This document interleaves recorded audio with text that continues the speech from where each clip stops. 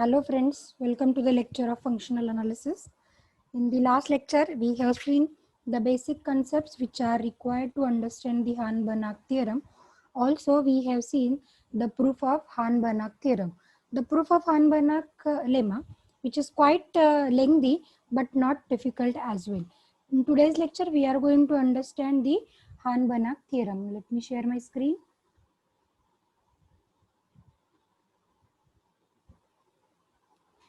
Yes, this here we are. Let us, before going to the proof of Hahn-Banach theorem, let us just recall what is the statement of a Hahn-Banach lemma.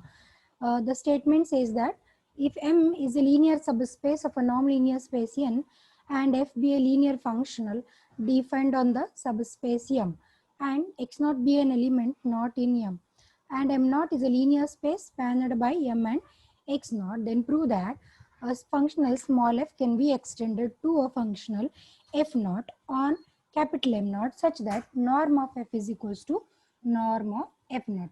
I'll just explain you by drawing a sketch here. I have already explained, but just we will recall. So this is a non-linear space N.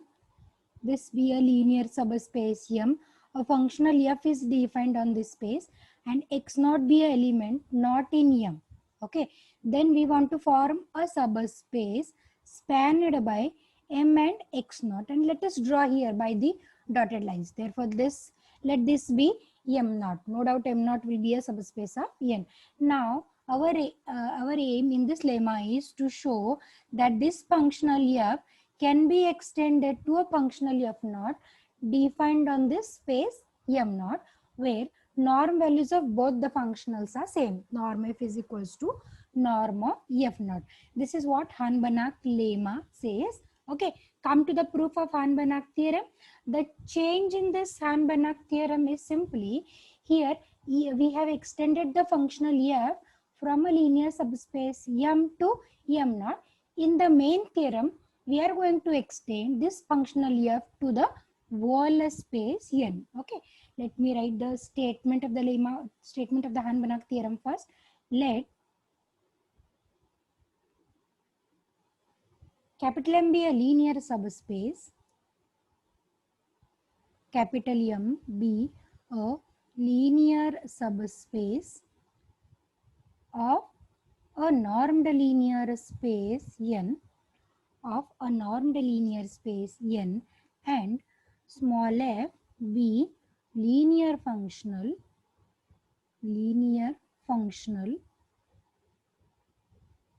defined on capital M, then prove that f can be extended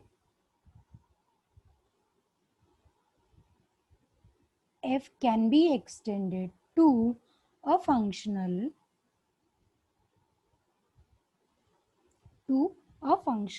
capital F defined on the whole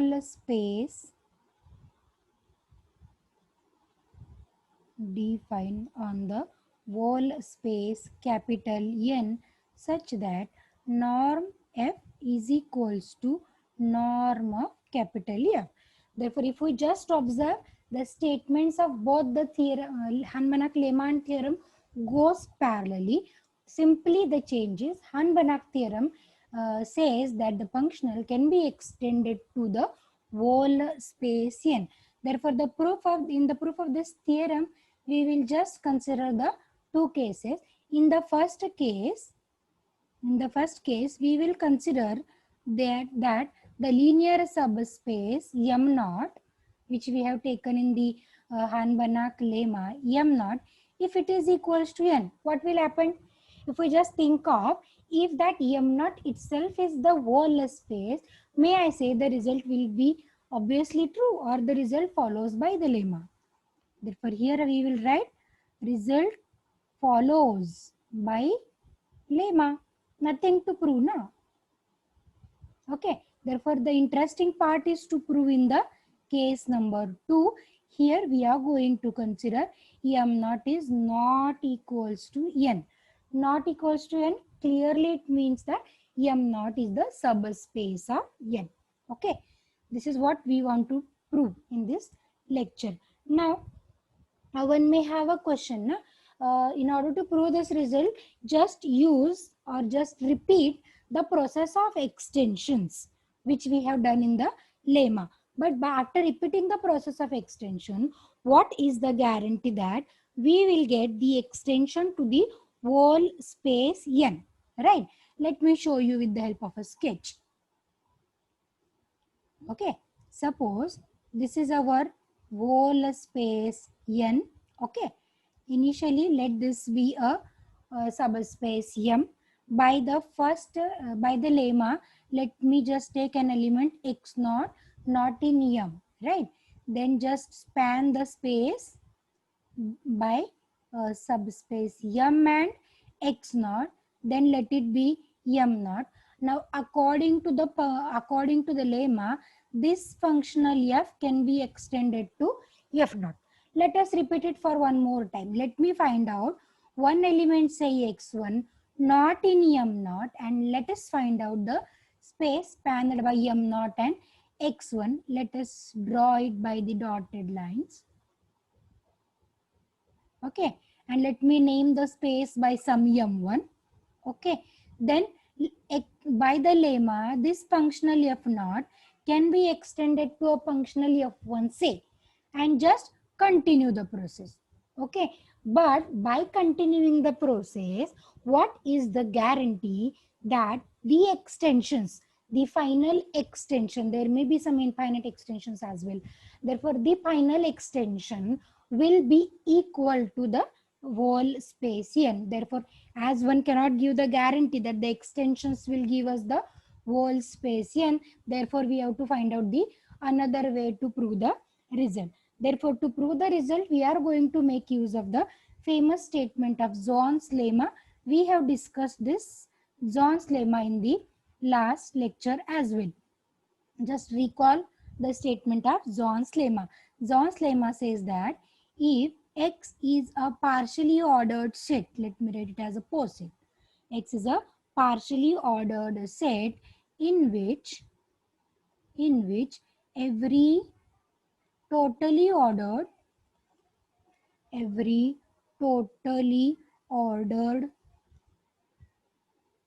subset, which is nothing but a chain, or totally ordered subset, which is nothing but a chain, has an upper bound,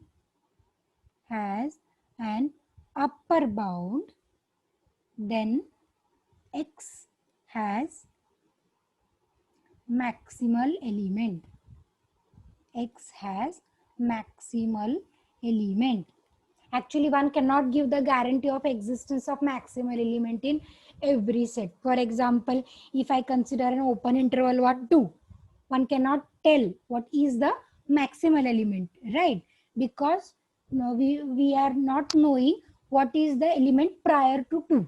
Therefore, one cannot find out the maximal element. But one can answer the upper bound of the set. What will be the upper bound?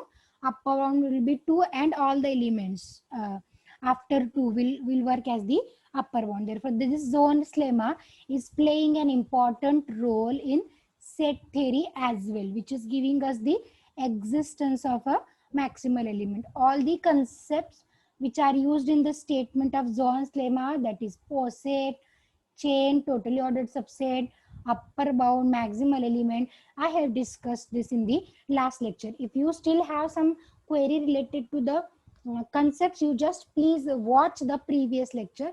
Then also, if you have still doubt, you can ask me personally. Now coming to the proof. In the proof of Hahn-Banach theorem, we are just following the Zorn's lemma. That is, initially we will find out one poset.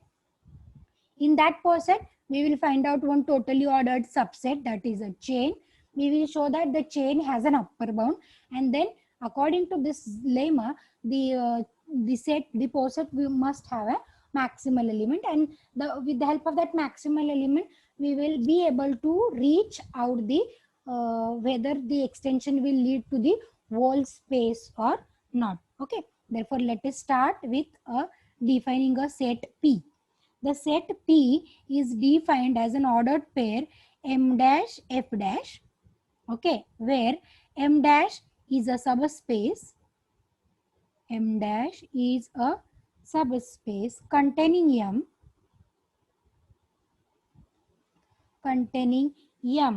and F dash is an extension of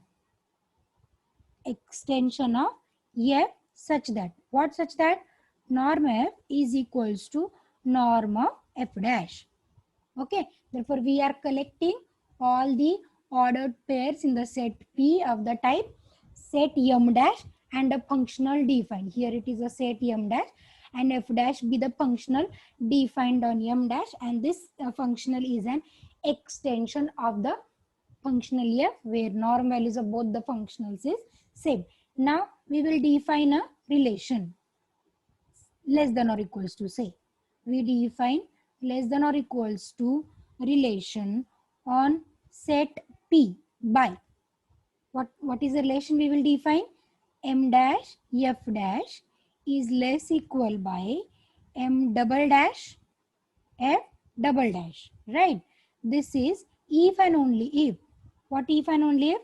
M dash is proper subspace of M double dash and F dash is equals to F double dash on M dash. Try to understand this condition. Okay.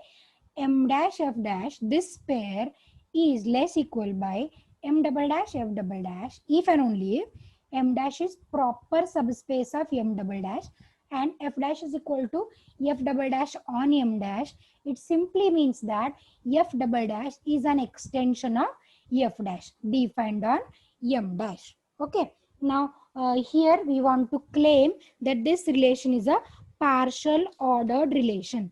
To prove that this will be a partial ordered relation, it should satisfy the three properties: reflexive, antisymmetric and transitive. Actually, in the proof of this Hahn-Banach lemma, we are not going to add the proof that this relation is partial ordered relation. Therefore, just here I will show you. No need to include this in the proof. Therefore, I will put the line here and just claim that to prove this relation is partial ordered relation. Because if I tell you directly that this is a partial ordered relation, there may be a doubt in your mind how this will be a partial ordered relation. Therefore, I am showing you here that the relation is partial ordered. For that purpose, first property one should verify is reflexive. What is reflexive? Let me start with, actually one has to prove that this A is related to A. A is related to A. Now if A is related to A, let me start with some M dash F dash B, one element is related to M dash F dash. Okay, therefore may I say this will be obviously true because M dash will be a subspace of M dash and F dash is equals to F dash. Therefore the first property is actually obviously true. Now let us go to verify antisymmetric property. What is antisymmetric to prove? In antisymmetric, one should prove A related to B, B related to A implies A is equal to B. Implies A is equals to B. Okay. Therefore, let us start with two elements. M dash F dash less equal by M double dash F double dash. Say what this implies. This is actually if and only if M dash subspace of M double dash and F dash is equals to F double dash on M dash. Right. Now let us, this is what A related to B. Now let me make reverse. M double dash F double dash less equal by M dash F dash. What this is going to imply? M double dash subspace of M dash and F double dash is equal to F dash on M double dash. F double dash is equals to M double. Now just look at the relation. M dash is contained in M double dash. M double dash is contained in M dash. Therefore, clearly it means that m dash is equals to m double dash. And here f dash is equals to f double dash on m dash. Same is true on m double dash. Therefore, may I write f dash is equals to f double dash. Therefore, both these elements are equal. That is m dash f dash is equal to m double dash f double dash. This is the proof for antisymmetric property. Come to the third one. In the third, we will prove transitive.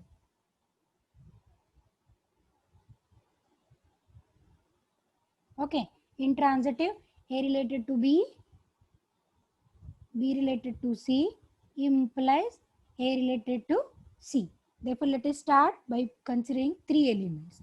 Now, m dash f dash less equal by m double dash f double dash, which is going to imply actually as m dash is contained in m double dash, and f double dash is equal to f dash on m dash. Next, now we will consider m double dash. F double dash is less equal by some m triple dash. F triple dash. Right? Which will imply m double dash contained in m triple dash, and f triple dash is equals to f double dash on m double dash. Now look at these two situations very carefully. M dash contained in m double dash contained in m triple dash. Therefore, clearly it means that m dash is contained in m triple dash. Next, f double dash is equal to f triple dash is equals to f double dash on m double dash, but f double dash is equals to f dash on m dash.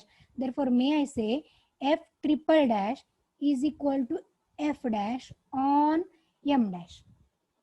Therefore, what this situation gives me? May I say m dash f dash is less equal by m triple dash and f triple dash. Because with this condition, we came to know that f triple dash is an extension of f dash as well. Therefore, with this we can say that all the three properties we have verified very easily. Okay. Here let me write the remark, not necessary to include in the proof. Not necessary to include in the proof. This is for the sake of our understanding, right? Therefore, coming back, that this on the set P, we have defined a partial ordered relation m less equal with this relation. Now, first we will check whether the set is empty or not. Okay. Therefore, here I will write the set P is not empty. Why? Because we can have at least one element, one linear subspace and a functional defined in, and this is the member of no doubt a set P. Therefore, this set is non-empty, and just now we have proved that this is a partial order relation.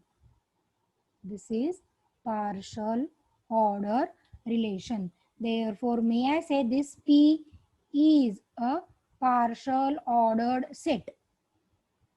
This P is partial ordered set. Now, in the next step, what we will do? We will define a totally ordered subset. Therefore, let me define a subset S, okay, where the nature of element is of the ordered pair MIFI, and as we have already defined that between any two elements of the set P, less equal relation holds, means the elements are comparable. Therefore, clearly, may I say that this is a totally ordered subset, that is chain of the set P. MIFI we have collected. If you consider any two elements, the two elements are comparable, right? Both the elements are comparable. If both the elements are not comparable, what will happen? That is, one of the relation is going to hold. Now, let me explain again. Let me change the color of my pen again. Okay, suppose I am considering two elements, M1, F1. Okay, and suppose this relation holds, M2 less equal by M2, F2, or reverse also may hold, M2, F2 is less equal by M1, F1, right? But both of them will not hold simultaneously. Either this will hold or this will hold, right? Because M1 is either proper subspace of M2 or M2 is contained in M1. Okay, therefore both of them will not hold simultaneously. Therefore one of them should hold. Therefore the elements are comparable, and if the elements are comparable, the set is totally ordered a subset. Okay, now the next step is, as we have defined a totally ordered subset, then our aim is to find out the upper bound of this set. What do you think, what will be the upper bound of the sets if all the elements are comparable? Suppose if I write like this, M1 F1 less equal by M2 F2 less equal by M3 F3 less equal by, and so on. What will be the upper bound? Suppose somewhere here it is Mi Fi. Okay, in case of these subspaces, what will be the upper bound? May I say surely union Mi will be upper bound, because if I take M1 M2, union M2 will be the upper bound. Likewise, union Mi will be an upper bound. And what will be the upper bound for this? Fi is the final extension. And suppose on this final subspace union Mi, some extension F0 is defined. Then what this F0 is going to play a role? F0 must be equals to F1 on M1. F0 must be equal to F2 on M2, and so on. Means just we want to interpret that this F0 is an extension of F1, F2, F3, and so on. Okay. If I want to show with a geometric sketch, this is M1, F1 is defined. This is M2, F2 is defined. And just we are interested in taking the upper bound. Therefore, somewhere here, union Mi will be an upper bound, and we are saying that F0 will be a functional defined on it. Therefore, may I say that this chain S has an upper bound. This chain has an upper bound. What is the upper bound? Upper bound union Mi, no doubt union is running over I, and F0, where? What is F0? F0 of X, let me read, F0 of X is equal to Fi of X for all X in Mi. That is F0 is F1 on M1, F0 is F2 on M2, that is F0 is an extension of F1, F2, and so on. And why this will be an extension? Because union of any chain of extension is also an extension. Therefore, this is an upper bound of the chain. Also, since we are considering total ordering, one can say that union Mi is a subspace and F0 is well defined. Therefore, here just we write the statement, since we are considering a total ordering, total ordering of S, comma, it tells us that union Mi is subspace of no doubt N, and F0 is well defined. F0 is well defined. Okay. Therefore, this is true for every totally ordered subset of the space P. Therefore, by Zorn's lemma. What Zorn's lemma tells us? That if the chain has an upper bound, it must has an maximal element. Therefore, Zorn's lemma tells us that P must have maximal element. P must have maximal element. Right? Now, what is the maximal element? Let us say, or it is denoted by capital M bar and capital F. That maximal element we will denote by capital M bar and capital M. Therefore, what is my last claim in order to conclude the proof? That this M bar is equal to N. That is, the maximal element obtained in the set is nothing but the whole space N. Okay. Now, in order to prove M bar is equal to N, we will start with a contradiction that M bar is not equal to N. M bar is not equals to. If it is not equal, what is the only possibility? M bar is proper subspace of n. Okay. Now if M bar is proper subspace of n, let us see. Here is the situation. This is the maximal event M bar. This is the whole space n. We are considering the situation M bar is proper subspace of n. Therefore, again, let us start with one element x naught, not in M bar. X naught, not in M bar, and just repeat the lemma. What lemma says that? Okay, what lemma says that? Here I will write by Hahn-Banach lemma. By Hahn-Banach lemma, we can extend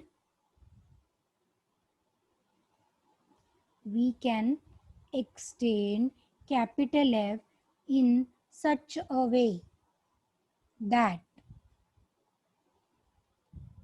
how can we extend capital F? Such a way that M bar F is less equal by M naught bar and say F naught. M naught bar, M bar and M naught. That is, here we have found another subspace spanned by M bar and X naught, and we have given the name as M naught bar. Okay. Therefore, here let me write M naught bar is the space spanned by M bar and X naught. M bar and X naught. And where is that X naught? X naught is an element in N, not in M bar. X naught is an element in N, not in M bar. Therefore, just we have made use of the lemma. Okay. What lemma tells us? That if M bar is proper subspace of N, find one X naught. Just obtain the space spanned by M bar and X naught. Let it be M naught bar. And now we can extend. Now we know that here the functional defined is capital F. Therefore, let us extend this functional capital F to capital F naught, say capital F naught. Okay. Therefore, what is the situation we have obtained? M bar. The situation we have obtained is M bar is proper subset of M naught bar, and capital F naught is equals to F on M bar. That is, capital F naught is an extension of capital F defined on the space M bar. Right? This is what we have obtained by the Hahn-Banach lemma. But as M bar F, we have written as M bar F is a maximal element. No, is maximal element. If it is a maximal element, may I say M bar must be equals to M naught bar. Right? Because for that subset S, we have found a maximal element. Therefore, one cannot take one more super space of M bar, which is M naught bar. Therefore, here this must be true. M bar must be equal to M naught bar, but which contradicts to the fact. Which fact it contradicts? Here it contradicts with this fact. Okay. Therefore, which contradicts the fact, which contradicts fact that, what is the fact? It contradicts M bar is properly contained in M naught bar. This is the contradiction, and this contradiction arises due to a wrong assumption. Therefore, one can say, hence our assumption is wrong. What is the assumption we have made? The assumption we have made is M bar is not equal to N is wrong. Hence, M bar is equal to N. And if M bar is equals to N, according to the Hahn-Banach lemma, the extension can be made to the whole space N. And hence, capital F is an extension. Thus, capital F is an extension of small f defined on N, such that, what such that? Norm of f is equals to norm of small f. This is just by the Hahn-Banach lemma. Therefore, the proof of this Hahn-Banach theorem is quite interesting. totally depends on the statement John's lemma. Okay, now one may have a question, what is the use of this Han-Banach theorem? No, see, if you just have a look to the statement here, the proof completes. Therefore, let me close this. Okay, coming with the color, different color. Okay, suppose if one is having a subspace M of any space N, and suppose we are defined as functional F on N, then with the help of this functional, one can find out a functional defined on the whole space N. Therefore, as many as functional defined on all subspaces of the linear space, those many functional can be extended to the whole space. Therefore, this is giving us the rich supply of functionals, which is going to create the functionals on the whole space N. Therefore, this Han-Banach theorem has a potential to give the rich supply of functional definition. No doubt we will see the examples how these functionals are going to be extended from the subspace to the whole space capital N and in the consequences of the Han-Banach theorem. I hope you have understood the proof of this Han-Banach theorem. According to exam point of view, this theorem is very, very important. Therefore, don't miss any part of the proof. You have to just keep in mind that the proof of this Han-Banach theorem is totally depending on the John's lemma. Okay, but here while giving the proof of Han-Banach theorem by John's lemma, we are accepting the John's lemma without proof. Okay, therefore, thank you for watching the today's lecture. If you have any kind of difficulty, you please tell me personally. Thank you for watching again. Thank you.